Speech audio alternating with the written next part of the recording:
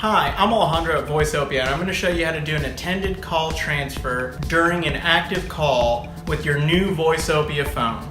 Now, this is assuming you have an active call available and up and running.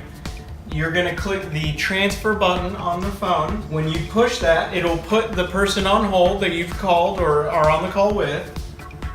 You then do an attended transfer and choose the line that you want to call. So, doing 116 and doing an attended transfer, I will then be calling 116. You can accept it over there. You can hear me. I'm going to mute that.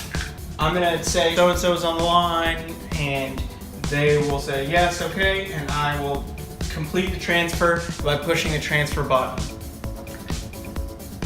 At this point, the call has now been transferred over to Millard Fillmore, and they know who's on the line for them. If you ever have any questions or comments, give us a call at 423-509-8000 or send us an email at support@Voiceopia. We're more than willing to answer any questions you might have.